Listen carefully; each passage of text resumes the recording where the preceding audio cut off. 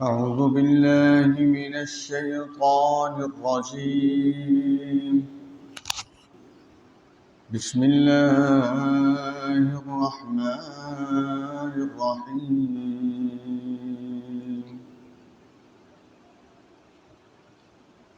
كذبت قوم لوط بالنذر.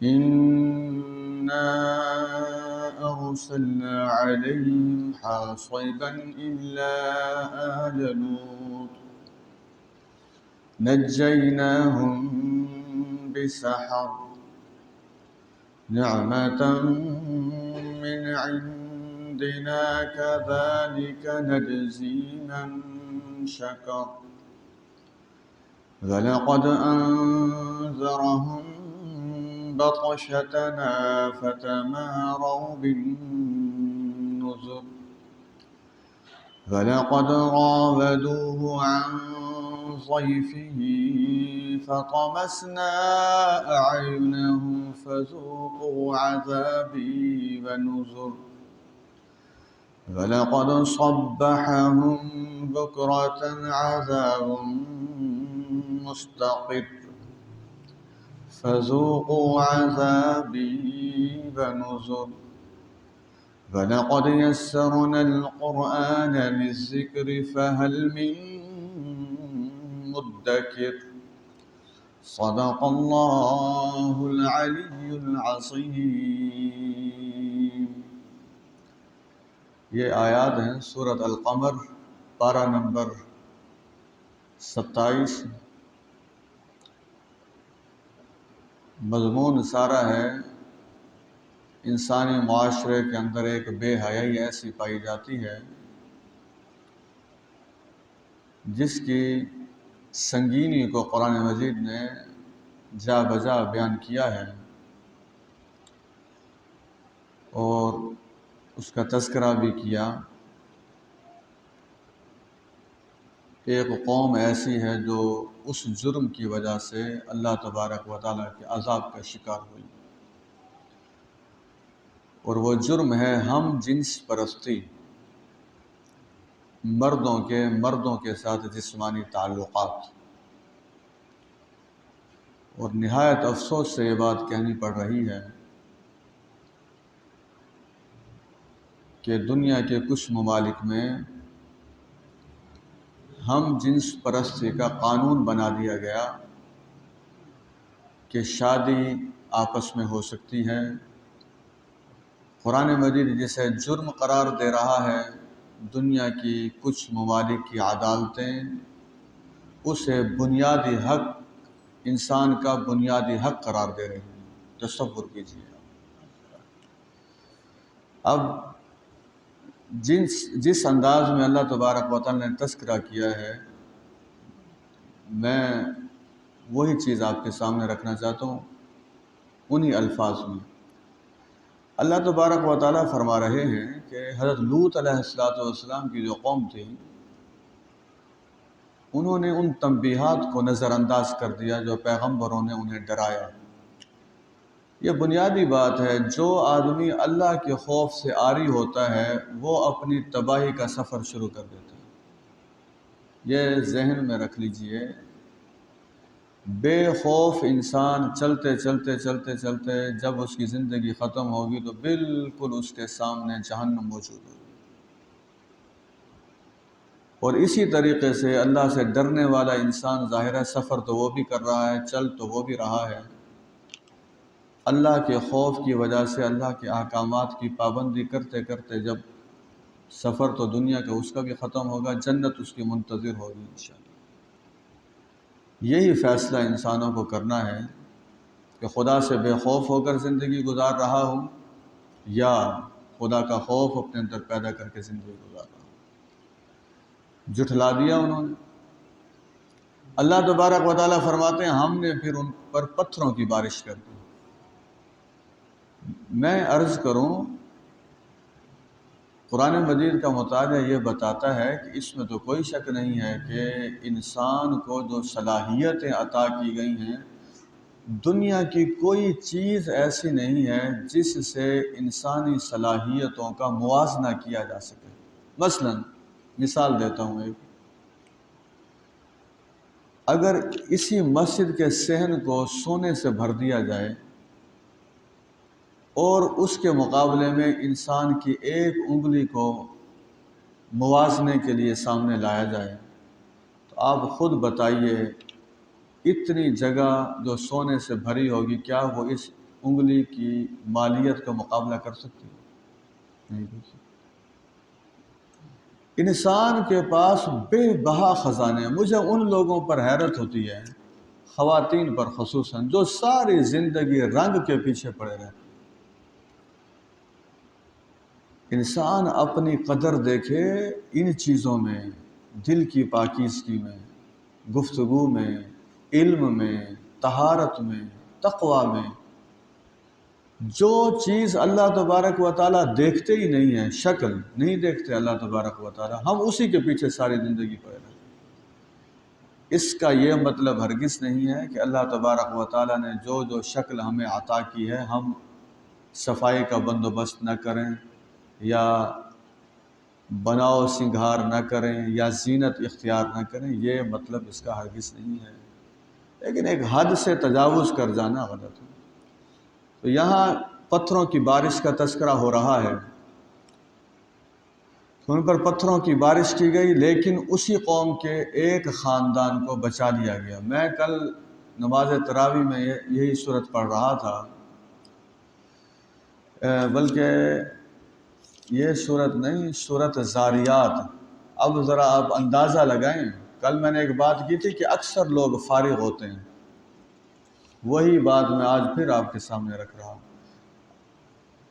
آیت میں نہیں پڑھتا، وقت زیادہ ہو جائے گا، ذرا آپ اندازہ لگائیے۔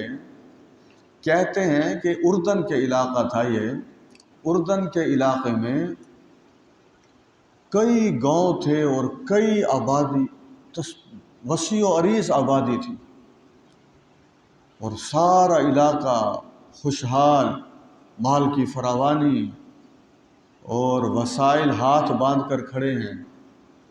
اتنے وسیع و عریض علاقے کو جب فرشتے عذاب دینے کے لیے آئے، اب ذرا سنیے، آپ خود کبھی مطالعہ کریں سورۃ زاریات کا۔ اللہ تبارک و تعالیٰ فرماتے ہیں اس علاقے میں جتنے ایمان والے تھے انہیں ہم نے نکال لیا بستی سے عذاب دینے سے پہلے۔ اگلی آیت پڑھتے ہوئے نہایت شرم آ رہی ہے، فرمایا اس پورے علاقے میں ایک گھر کے علاوہ مسلمانوں کا کوئی گھر نہیں تھا، ہزاروں گھر برباد ہوئے اور صرف ایک گھر بچا ہے بس۔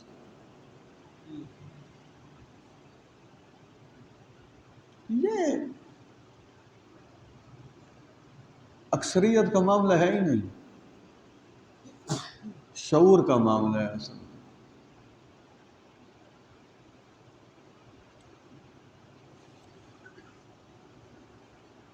انہی کا تذکرہ ہو رہا ہے کہ صبح کے وقت بندوبست۔ اب دیکھیے، انسان کی تباہی کا فیصلہ ہو چکا ہوتا ہے اور وہ رنگ رلیاں منا رہا ہوتا ہے۔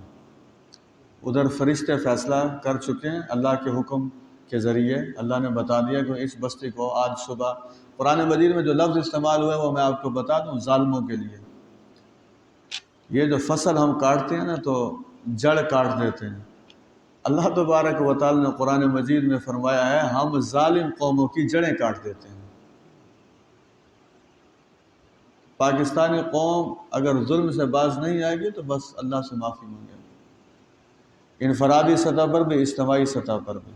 میں اصل میں ایک بڑی اہم بات یہاں ہے، یہ ساری باتیں اہم ہیں، میں اس تک ابھی آپ کو پہنچانا چاہتا ہوں۔ عذاب کی جب بات کی گئی، اچھا ان آیات کا موجودہ پاکستان کے ساتھ بڑا گہرا تعلق ہے۔ پاکستان میں ہر سال معصوم بچوں کے ساتھ جنسی زیادتی کے واقعات ہوتے ہیں، لڑکیوں کے ساتھ جنسی زیادتی کے واقعات ہوتے ہیں۔ اللہ نہ کرے ہم میں سے کوئی، میں تو دعا مانگتا ہوں اپنے لیے بھی، آپ کے لیے بھی، اللہ تبارک و تعالی ہماری نسلوں کو بھی ایسی آزمائشوں سے محفوظ فرمائے۔ اللہ تبارک و تعالی ہماری نسلوں کو بھی ان تکلیفوں، مصیبتوں، پریشانیوں سے محفوظ فرمائے۔ میں خود، یہ غالباً ستمبر کا مہینہ تھا، تو میں ایک تھانے میں بیٹھا ہوا تھا، وہاں کے جو ایس ایچ او تھے انہوں نے اپنا موبائل میرے سامنے رکھا، کہنے لگے پروفیسر صاحب یہ تو دیکھیں ذرا، میں آج ساری رات جاگتا رہا ہوں۔ میں نے کہا کوئی شاید پڑھنے کی کوئی چیز ہے، کوئی پڑھانا چاہتے ہیں۔ میں نے یہ نہیں پوچھا کہ آپ ساری رات کیوں جاگتے رہے ہیں۔ وہ تصویر میں نے دیکھی، اس میں ایک 7-8 سالہ بچی الٹی لیٹی ہوئی تھی اور اسے جنسی زیادتی کے بعد قتل کر دیا گیا تھا۔ اس کی لاش برآمد ہوئی تھی اصل میں۔ وہ کہنے کہ ساری رات ہم اس میں مصروف رہیں۔ اب ان چیزوں کا علاج کیا ہے؟ سزائیں تو علاج ہے ہی صحیح، تربیت بھی ہے کہ نہیں ہے؟ قرآن کے ذریعے تربیت، نماز کے ذریعے تربیت، درس کے ذریعے تربیت، احادیث کے ذریعے تربیت، اور جہاں انسان بیٹھے اس موذی مرض کے حوالے سے، ہم جنس پرستی کے حوالے سے نفرت کا اظہار کریں۔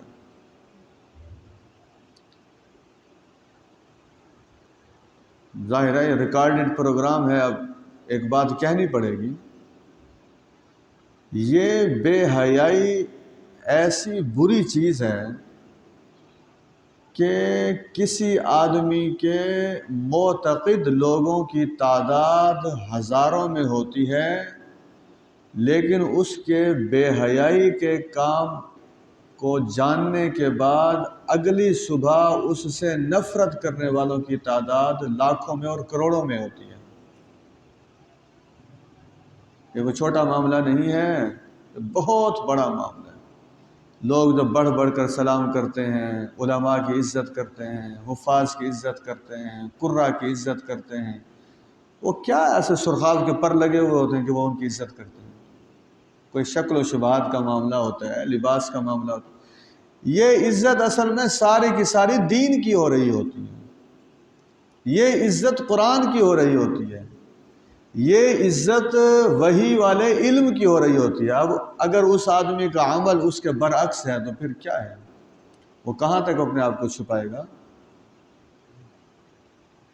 اس لیے اس موذی مرض سے چھٹکارے کے لیے قرآن مجید کی جتنی آیات ہیں اس موضوع پر، انہیں اکٹھا کر کے بہترین قسم کے لیکچرز کا بندوبست کیا جا سکتا ہے، ٹی وی پر پروگرام کیے جا سکتے ہیں، سوشل میڈیا کے ذریعے۔ ظاہر ہے ہم سارے مسلمان ہیں، تو مسلمانوں کی تربیت کا قرآن مجید سے بڑھ کر اور کون سا ذریعہ ہے؟ یہ کیا جا سکتا ہے، لیکن اس طرف ہم نہیں آتے۔ جتنا بھی کوئی گیا گزرا ہو، اللہ اور اس کے رسول کے ساتھ تو بہرحال محبت ہے۔ جب اس انداز میں سمجھایا جائے گا تو انشاءاللہ مجھے امید ہے کہ یہ لڑکیاں بھی بیچاری معصوم بچیاں ہیں، جن بچوں کو ابھی معلوم ہی نہیں ہے کہ یہ جذبات کیا ہوتے ہیں، ان بچوں کو کھیل کے ذریعے موت کے منہ میں پہنچا دیا۔ ایسا آپ کیا سمجھتے ہیں؟ قیامت والے دن یہ بچے، حدیث میں آتا ہے کہ جس نے جسے قتل کیا ہوگا وہ اس کی گردن پر سوار ہوگا اور قیامت والے دن چیخیں مار رہا ہوگا اور اسے گھسیٹ کر عدالت خداوندی میں لے جائے گا۔ کتنے وہ ظالم لوگ ہیں جن کے کندھوں کے اوپر، جن کی گردنوں کے اوپر یہ معصوم بچے سوار ہوں۔ یہ ایسے تھوڑا فیصلہ ہو جانا ہے، پہلے جنت اور جہنم کا سارے پروسیس ہونے ہیں، سارے۔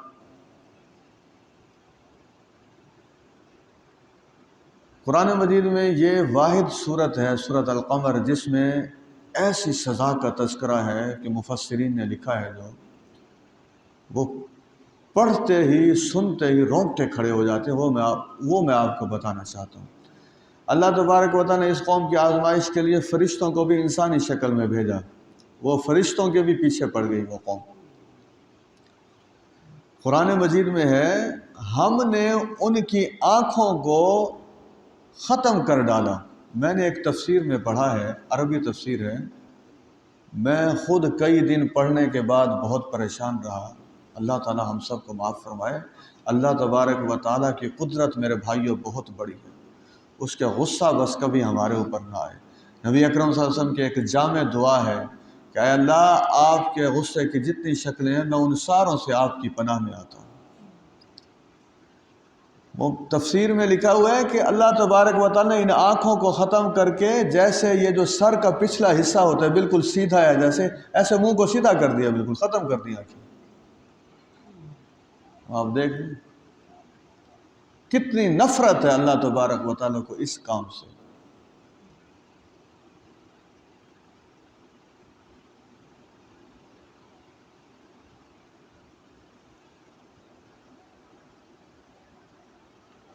وقت مقرر پر عذاب آیا اور عذاب نے ان کی ساری مستیوں کو نکال کے رکھ دیا۔ اللہ تبارک و تعالیٰ اس صورت میں کئی مرتبہ یہ آیت ارشاد فرمائی ہے کہ ہم نے قرآن کو نصیحت کے لیے آسان کر دیا ہے، کوئی ہے اس قرآن سے نصیحت حاصل کرنے والا؟ تو ہم سب اپنے دلوں میں کہہ دیں کہ واقعی پروردگار ہم آپ کے کلام کو سمجھنے کے لیے روزانہ اس لیے بیٹھتے ہیں تاکہ ہمیں نصیحت حاصل ہو جائے۔ ہم سارے ہیں نصیحت حاصل کرنے والے، اللہ ہمیں بہترین نصیحت عطا فرمائے۔ اب سنیے سورۃ رحمان کی پہلی 4 آیات پہلے سن لیجیے۔ اعوذ باللہ من الشیطان الرجیم، بسم اللہ الرحمن الرحیم۔ الرحمن علم القرآن خلق الانسان علمہ البیان۔ پہلی 4 آیات میں علم کا اتنا بڑا خزانہ ہے کہ انسان حیران ہو جاتا ہے کہ اللہ کیا آپ کا کلام ہے اور کیا اس کا اسلوب ہے اور کیا علمی اور فکری خزانہ موجود ہے اس میں۔ آپ جانتے ہیں اللہ تبارک و تعالیٰ کے 99 نام مشہور ہیں، اسماء الحسنہ جسے کہا جاتا ہے۔ کوشش کریں، رمضان مبارک کے ابھی کچھ دن باقی ہیں، حدیث میں آتا ہے جو اللہ تبارک و تعالیٰ کے ان 99 ناموں کو یاد کرے گا اللہ تبارک و تعالیٰ اسے جنت میں داخلہ عطا فرما دے۔ یاد کریں نام اللہ تبارک و تعالیٰ۔ اچھا، پھر جب انسان پڑھتا ہے تو ان ناموں کے اثرات مرتب ہوتے ہیں، یہ موضوع علیحدہ ہے، اس وقت ہم اس تفصیل میں نہیں جاتے۔ سورت کا جو آغاز ہوا ہے وہ الرحمن سے ہوا ہے، تو یوں سمجھ لیجئے اللہ تبارک و تعالیٰ کے پیارے پیارے اور خوبصورت ناموں کی جو صفات ہیں، اللہ تو اللہ تبارک و تعالیٰ کا ہے ذاتی نام، باقی سارے صفاتی نام ہیں۔ اللہ تبارک و تعالیٰ کو اپنی تمام صفات سے جو صفت سب سے زیادہ پسند ہے وہ رحمت والی صفت پسند ہے، الرحمن۔ حدیث میں اللہ تبارک و تعالیٰ نے لکھوایا ہوا ہے عرش بری پر کہ میری رحمت میرے غصے پر غالب رہے گی، میری رحمت میرے غصے پر غالب رہے گی۔ ہم جتنے لوگ بیٹھے ہیں ہم بھی یہی مزاج بنا لیں، گھر والوں کو کہیں میری نرمی ہمیشہ میری سختی پر غالب رہے گی۔ بعض لوگ ہوتے ہیں بڑے سخت مزاج ہوتے ہیں، ساری زندگی سخت مزاجی میں گزارے۔ بیوی کہتی ہے سخت مزاج شوہر ہے، اولاد کہتے ہیں کہ سخت مزاج باپ ہے، بھائی کہتا ہے سخت مزاج، ساس، یقین کریں جو ساس جس کی 3-4 بہویں ہیں، اگر وہ ساری بہویں اپنی ساس کی نرمی کی گواہی دیں تو یوں سمجھ لیں اللہ نے اس عورت کے جنتی ہونے کا دنیا میں اعلان کر دیا، اس کے اخلاق کی تعریف۔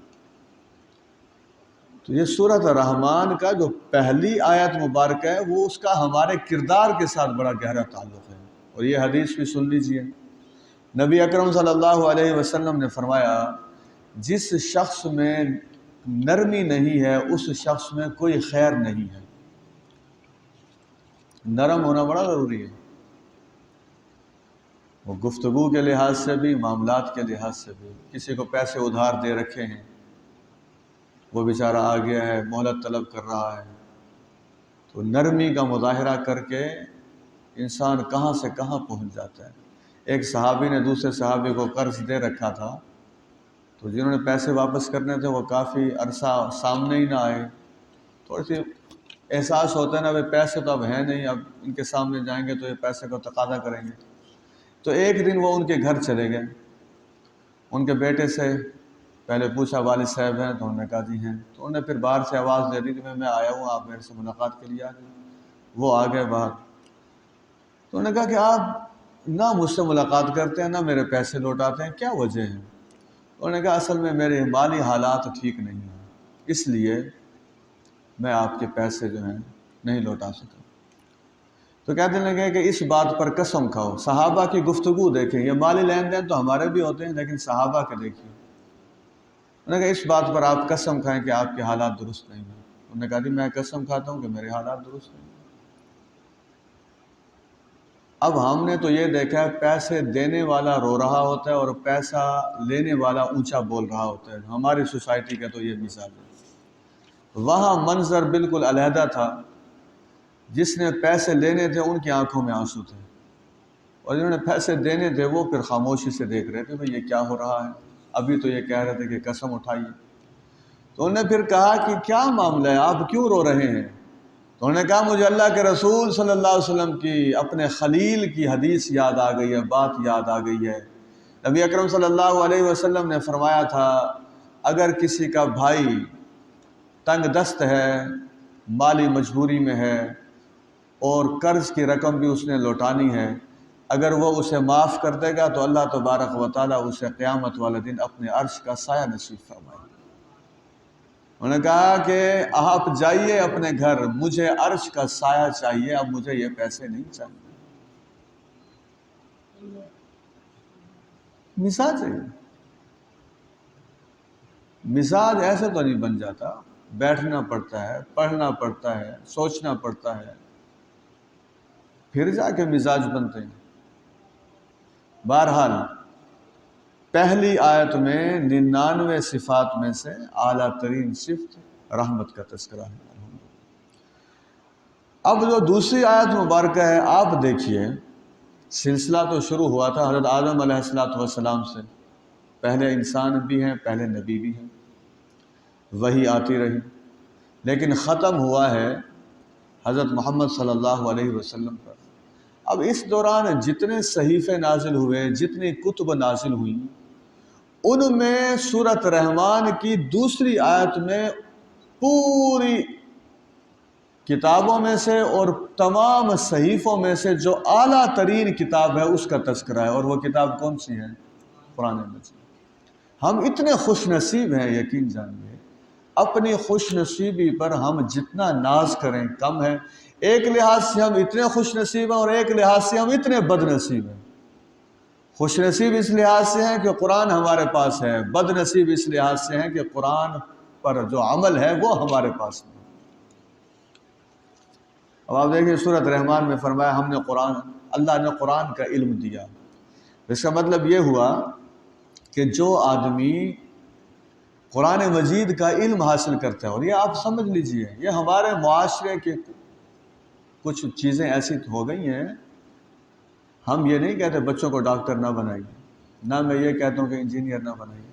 بات صرف ایک ہے، جتنا تردد ہم اپنے بچوں کی دنیاوی تعلیم کے حوالے سے کرتے ہیں، کیا اتنی تڑپ، اتنی فکر اور اتنا ذوق اور شوق ہمیں بچوں کے قرآن کے علم کے حوالے سے ہے؟ اب میں آپ کو ایک دو واقعات بتاؤں تو آپ حیران رہ جائیں. ایک لحاظ سے تو علم اتنا کامل ہے. ہمارے اس علاقے کے ڈاکٹر صاحب ہیں، ایک دن ان سے بات چیت ہوئی، میں ان کے کلینک پر گیا. انہوں نے اسلام کے حوالے سے ایک بات کی جس کا سرے سے اسلام کے ساتھ کوئی تعلق ہی نہیں تھا. میں نے کہا ڈاکٹر صاحب یہ آپ کو کس نے بتایا یہ جو آپ بات کہہ رہے ہیں؟ کہنے کہ میں انٹرمیڈیٹ میں جب پڑھا کرتا تھا FSC میں تو ایک پروفیسر صاحب نے کہا تھا. میں نے کہا یہ تو بات ہے ہی نہیں. کہنے کہ پھر یہ ساری زندگی میں نے ایسے گزار دی. میں نے کہا اب یہ پھر آپ بہتر جانتے ہیں کہ زندگی کیسے گزاری آپ نے. علم آپ کو یاد ہوگا کئی لوگوں کے پاس کئی ڈگریاں ہوتی ہیں لیکن وہ سورۃ اخلاص کی تلاوت نہ کر سکے. باقی نمازوں کا معاملہ کیا ہوگا؟ اس لیے یہ جو قرآن کا علم حاصل کرنا ہے یہ در حقیقت اللہ کو خوش کرنے کے مترادف ہے، یوں سمجھ لیجیے۔ اس حدیث سے بڑھ کر کوئی اہم چیز ہو سکتی ہے؟ آپ سے اگر کوئی پوچھے کہ موجودہ معاشرے میں سب سے اچھا انسان کون ہے، پتہ نہیں آپ کیا جواب دیں گے؟ خیرکم من تعلم القرآن وعلمہ، تم میں سب سے بہترین شخص وہ ہے جو قرآن مجید سیکھے اور جو قرآن مجید سکھائے۔ اس سے بڑھ کر کچھ؟ اچھا، میں اس پہ غور کرتا ہوں کہ وہ شخص کیسے بہتر ہوگا؟ وہ اس لیے بہتر ہوگا جو قرآن مجید ہر وقت سیکھے گا، سکھائے گا، قرآن کی باتیں اس کے ذہن میں رہیں گی اور وہ قرآن کی باتوں پر عمل کرنے کے لیے شعوری کوشش کرتا رہے گا انشاءاللہ۔ یہ اس لیے وہ بہترین ہو جائے گا، وہ باقی سارے لوگوں سے نمایاں نظر آئے گا۔ اس کے 4-5 بھائی ہیں تو بھائیوں میں وہی آگے ہوگا۔ کس نے آگے کیا ہوگا؟ قرآن مجید نے آگے کیا، رشتہ داروں میں آگے ہوگا۔ میں نے ایک بات ابھی بتائی تھی، میں اس بات کو تھوڑا سا چھپا کر بتانا چاہتا ہوں۔ اسی مہینے کی بات ہے، ایک بیوہ خاتون کی افطاری کسی نے کروائی بچوں سمیت، کہ آپ کے جو بچے ہیں وہ بھی آ جائیں اور آپ خود بھی تشریف لائیں۔ اچھا، اس کی وجہ کیا بنائی افطاری کی؟ وہ قرآن مجید بنا۔ جس نے افطاری کروائی اس نے کہا کہ اسلام رشتہ داروں کے حوالے سے جوڑنے کی بات کرتا ہے، تو میں اس بیوہ خاتون اور اس کے بچوں کو بلاتا ہوں، تو چلو افطاری ہو جائے۔ اب اس بیوہ خاتون نے جو افطاری کرتے وقت بات کی وہ اب آپ سن لیجئے بات۔ اس نے کہا میں تو حیرت کے اندر ڈوب گئی ہوں کہ کسی نے مجھے اور میرے بچوں کو، یعنی پوری فیملی کو افطاری پر بلا لیا ہے۔ میں نے بیوگی کے جتنے سال گزارے ہیں، میرے دیور اور میرے سگے بھائیوں میں سے کبھی بھی کسی نے مجھے میری اولاد سمیت اپنے گھر نہیں بلایا۔ یہ ہے ہمارے سماجی تعلقات، اس طریقے سے ہم زندگی گزار رہے ہیں۔ دروازے بند، تعلقات ختم، انفرادی زندگی گزاری ہے۔ یعنی پیغمبر وہ ہیں جن کی سوشل زندگی اتنی زیادہ ہے کہ جتنی بیان کی جائے کم ہے، اور امتی وہ ہے جس کو اپنے ہمسائے کا بھی پتہ نہیں کہ اس ہمسائے کے معاملات کیسے ہیں، کسی پریشانی میں تو نہیں ہے۔ یہ ہمارے جو معاشرے زوال کی طرف چلے گئے اس کی بنیادی وجہ یہ بھی ہے۔ قرآن کا علم سیکھیے۔ بہرحال پہلی آیت میں عظیم ترین صفت رحمت کا تذکرہ، دوسری آیت میں عظیم ترین کتاب قرآن مجید کا تذکرہ۔ اب آئیے سورۃ رحمان کی تیسری آیت۔ آپ دیکھیے، اس پوری کائنات میں سے اللہ تبارک و تعالیٰ تو ظاہر خالق ہیں، باقی چیزیں مخلوق کے درجے میں ہیں۔ اس میں آسمان بھی ہے، اس میں زمین بھی ہے، نباتات بھی ہیں، جمادات بھی ہیں، حیوانات بھی ہیں۔ یعنی مخلوق اتنی ہے کہ کوئی آدمی اس کی تعداد نہ بیان کر سکتا ہے، نہ انواع و اقسام کی بات کر سکتا ہے۔ لیکن سورۃ رحمان کی یہ آیت بتا رہی ہے کہ جیسے پہلی آیت میں عظیم ترین صفت رحمت کا تذکرہ، دوسری آیت میں عظیم ترین کتاب قرآن کا تذکرہ، تیسری آیت میں عظیم ترین مخلوق انسان کا تذکرہ۔ اب ہم جتنے بیٹھے ہوئے ہیں ہم عظیم ترین ہیں، عظیم ترین۔ کسی کا گھر اپنا نہیں ہوتا، کرایہ پہ ہوتا، وہ سمجھتا ہے میں کچھ بھی نہیں ہوں۔ کسی کے پاس مال کی کثرت نہیں ہوتی، وہ سمجھتا ہے میں کچھ بھی نہیں ہوں۔ غلط ہے یہ بات۔ جو آدمی انسان ہے وہ عظیم ترین مخلوق ہے، اور ہم تو الحمدللہ صرف انسان نہیں ہیں بلکہ ایمان والے انسان ہیں۔ یہ نہ گھبرایا کریں، نہ پریشان ہوا کریں۔ اس لحاظ سے اللہ سے یہ دعا ضرور مانگا کریں کسی کے سامنے ہاتھ نہ پھیلانے پر، اتنے وسائل ہوں۔ کثرت کی تو ضرورت ہی نہیں ہے۔ اللہ کے رسول صلی اللہ علیہ وسلم کی یہ دعا ذہن میں رکھیں، اللہ مجھے دنیا میں مسکینی کی زندگی عطا فرما، مجھے مسکینی کی موت عطا فرما، قیامت والے دن مسکینوں کے گروہوں میں مجھے شامل فرما دے۔ حضرت عائشہ رضی اللہ تعالی عنہا نے عرض کیا، اللہ کے رسول صلی اللہ علیہ وسلم آپ یہ دعا مانگتے ہیں مسکینوں کے حوالے سے، اس میں کیا حکمت ہے؟ فرمایا عائشہ رضی اللہ تعالی عنہا، مسکین مالداروں سے پہلے جنت میں چلے جائیں، 40 سال پہلے چلے جائیں، لیکن مسکین بھی وہ ہو جو خوددار ہو، یہ مسکین نہیں جو پروفیشنل پھر رہے ہیں۔ آئیے جی سورۃ رحمان کی 4 آیت، اللہ اکبر کبیرہ۔ انسان کا ایک نام ہے حیوان ناطق، کیا مطلب ہے اس کا؟ بولنے والا حیوان۔ انسان کے اندر جتنی صلاحیتیں ہیں ان ساری صلاحیتوں میں سے اپنے معافی ضمیر کا یہ جو اظہار کرتا ہے، اب میں اتنی دیر سے جو بول رہا ہوں وہ زبان کے ذریعے بول رہا ہوں۔ تو 4 آیت سورۃ رحمان کی فرمایا ہم نے اسے بولنے کا طریقہ سکھا دیا، ہم نے قوت گویائی عطا فرما دی۔ اس میں مفسرین نے ایک بڑا بہترین نقطہ لکھا ہے کہ پہلے رحمت کا تذکرہ ہے، پھر قرآن کا تذکرہ ہے، پھر انسان کی تخلیق کا تذکرہ ہے، پھر گفتگو کا تذکرہ ہے۔ تو مفسرین نے لکھا ہے اصل میں یہ سمجھانا مقصود ہے کہ اس زبان سے حق کے علاوہ کوئی جملہ نہیں نکلنا چاہیے، اس زبان سے باطل بالکل برآمد نہیں ہونا چاہیے۔ تو ظاہر ہے اگر زبانوں پر حق آئے گا تو اعمال میں نورانیت آ جائے گی۔ آئیے آج کی گفتگو میں ختم کر رہا ہوں، لیکن بڑی اہم بات پر، اور اس بات کو پلے باندھ لیجئے گا، ساری زندگی ہمارے کام آئے گی انشاءاللہ۔ 3 آیات میں پڑھ رہا ہوں سورۃ رحمان کی آپ کے سامنے۔ اس میں آپ نے غور کرنا ہے کہ ایک لفظ ہے وہ تینوں آیات میں آیا ہے۔ میں آیات پڑھ رہا ہوں، آپ نے اس لفظ پر غور کرنا ہے۔ کسی بھائی سے میں پوچھ لوں گا وہ لفظ کون سا ہے، آج واقعی پوچھوں گا، میں خود نہیں بتاؤں گا، وہ میں ابھی پوچھوں گا آپ سے۔ اعوذ باللہ من الشیطان الرجیم، بسم اللہ الرحمن الرحیم، والسماء رفعها ووضع الميزان ألا تطغوا في الميزان وأقيموا الوزن بالقسط ولا تخسروا الميزان صدق الله العلي العظيم۔ کون سا لفظ ہے جی؟ ماشاءاللہ، کوئی انعام پڑا ہوتا تو ساروں کو ہی دے دیتے۔ چلیں، دعا سے بڑھ کر کیا انعام ہو سکتا ہے؟ بڑی اہم دعا کر رہے ہیں۔ میزان کا لفظ آپ نے کہا، اور آپ جانتے ہیں میزان سجے گا قیامت والے دن۔ اللہ تبارک و تعالی ہم سب کو اس میزان میں بھاری فرما دے۔ اللہ تبارک و تعالی اس میزان میں ہمارے سارے اعمال کو بھاری فرما دے، وزنی فرما دے۔ یہ لفظ جو میزان یہاں آیا ہے، اللہ تبارک و تعالیٰ فرماتے ہیں ہم نے آسمان کو بلند کیا اور میزان کو قائم کیا۔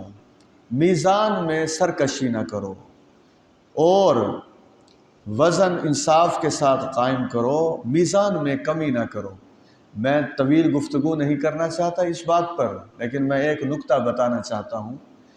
میزان کا مطلب ہے اسلامی قواعد، میزان کا مطلب ہے اسلامی احکامات، میزان کا مطلب ہے قرآن اور حدیث کے فرامین۔ تو بس یوں سمجھ لیجئے، نہ دنیا سدھر سکتی ہے، نہ ہم سدھر سکتے ہیں، نہ کوئی معاشرہ سدھر سکتا ہے جب تک وہ میزان کو قائم نہیں کرے گا، اور نہ اس میزان میں کامیابی مل سکتی ہے جب تک دنیا کے میزان کو درست نہیں کریں گے۔ اور وہ میزان سے مراد کیا ہے میں پہلے بتا چکا ہوں، اسلامی اصول و ضوابط۔ میزان سے مراد کیا ہے؟ اسلامی شریعت۔ میزان سے مراد کیا ہے؟ قرآن اور حدیث کے پر نور احکامات اور فرامین۔ بس اس میزان کو درست کر لیجئے، پاکستان کے سارے حالات درست ہو جائیں گے، دنیا کے حالات درست ہو جائیں گے، امت کے حالات درست ہو جائیں گے۔ آپ اپنے اپنے گھر میں بھی دیکھیے کہ میرے گھر میں آج جا کے غور کیجئے، بہنیں بھی بیٹھیں، بھائی بھی بیٹھیں، گھر کے سرپرست بیٹھیں، کہ میرے گھر میں جس میزان میں کمی بیشی نہ کرنے کا حکم ہے، جس میزان سے اعراض نہ کرنے کا حکم ہے، جس میزان میں خلل نہ ڈالنے کا حکم ہے، میرے گھر میں اس میزان کا معاملہ ہے کیسے؟ یہ جا کے سوچیے۔ وآخر دعوانا الحمدللہ رب العالمین۔ الحمدللہ رب العالمین۔ اللہم صلی علی محمد نبی امی وعلی آلہ وصحبہ وسلم۔ ربنا هب لنا من ازواجنا وذریاتنا قرۃ اعین واجعلنا للمتقین اماما۔ پروردگار، ذوق اور شوق رکھنے والے یہ جتنے بھائی ہیں اور جتنی بہنیں ہیں، اللہ یہ ایک نعمت سے کم نہیں ہے، ان سب کی عمروں میں برکت عطا فرمائیے، ان سب کو بہترین جزا عطا فرمائیے، ان سب کے دنیا اور آخرت کے معاملات کو سدھار دیجیے۔ رب ذوالجلال والاکرام، میری دعائیں ان کے حق میں، ان کی دعائیں میرے حق میں، اور ہم سب کی دعائیں امت کے حق میں قبول فرما لے۔ اللہم ربنا آتنا فی الدنیا حسنۃ وفی الآخرۃ حسنۃ وقنا عذاب النار۔ اے اللہ، ہمیں ہمیشہ رحم کو غالب رکھنے کی توفیق عطا فرما۔ پروردگار، قرآن کے علم کو بڑھانے کا ذوق عطا فرما۔ رب ذوالجلال والاکرام، آپ نے ہمیں تخلیق کیا ہے، مقصد اپنی عبادت قرار دیا ہے، اس مقصد کو مد نظر رکھنے کی توفیق عطا فرما۔ آپ نے ہمیں بولنے کی صلاحیت عطا فرمائی ہے، ہمیں حق کا بول بالا کرنے کی توفیق عطا فرما۔ وصلی اللہ تعالی علی خیر خلق محمد وعلی آلہ وصحبہ اجمعین۔